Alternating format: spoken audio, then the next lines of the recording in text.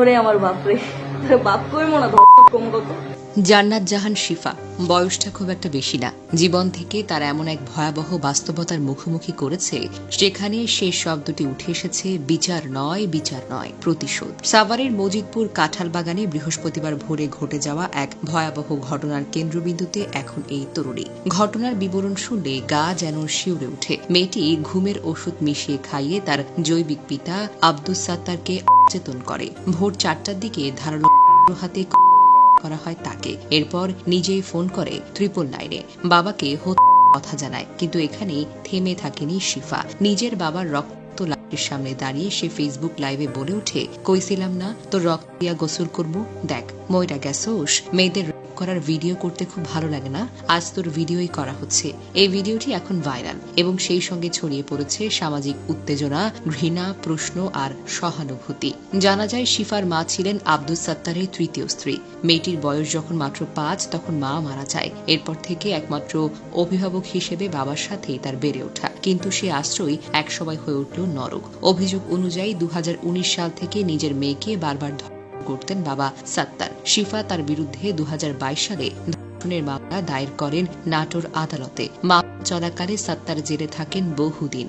তবে জামিনে মুক্তি পাওয়ার পর পুনরায় মেয়ের উপর চাপ সৃষ্টি করতে থাকেন মামলা তুলে নেওয়ার জন্য।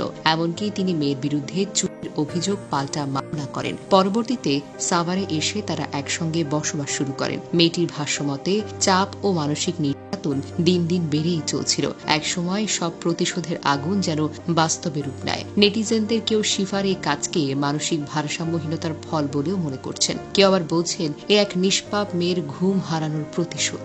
সামাজিকভাবে ধর্ষণের বিচার না পাওয়া অনেক মেয়ের মুখপাত্র হয়ে উঠেছে শিফার এই হাহাকার। কিন্তু প্রশ্ন যেন রয়ে যায়, কেন এই সমাজ, এই রাষ্ট্র এক মেয়েকে এমন ভয়ানক সিদ্ধান্ত নিতে বাধ্য করল? কেন একজন তা সে বাবাই হোক না কেন বারবার জামিন পেয়ে বের হয়ে আবার সেই মেয়ের মুখোমুখি হতে পারে? এদিকে মামলার তদন্ত সূত্র ও পুলিশের বরাতে জানা যায়, বুধবার রাতে শিফা ভাতের সঙ্গে 20টি ঘুমের ওষুধ মিশিয়ে তার বাবাকে খাওয়ান। সাত্তার অচেতন হয়ে পড়লে বৃহস্পতিবার ভোর 4টার দিকে ধারালো অস্ত্র দিয়ে শরীরের বিভিন্ন স্থানে হত্যা করেন।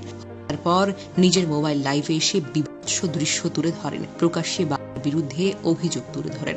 এই ঘটনা আমাদের সমাজে পিতৃত্ব, সন্তান সন্ততির নিরাপত্তা, মানসিক স্বাস্থ্য এবং আইনগত প্রক্রিয়া ব্যর্থতার এক জ্বলন্ত প্রতিফলন। একজন বাবা নামের মানুষের বিকৃত কামনা কিভাবে মেয়ের জীবনে ভয়ঙ্কর ছাপ ফেলতে পারে, এই ঘটনায় তার নির্মম প্রমাণ পাওয়া যায়। আবার একই সাথে প্রতিশোধের পথে গিয়ে কেউ নিজের জীবনকেও ধ্বংস করে ফেলে। এই শিক্ষাও পাওয়া যায় জান্নাত জাহান শিফার ভয়ঙ্কর সিদ্ধান্ত থেকে। শিশু ও কিশোরদের প্রতি পারিবারিক নিপীড়ন রোধে আইন প্রয়োগকারী সংস্থা, সমাজকর্মী ও নাগরিকদের আরও সক্রিয় হতে হবে।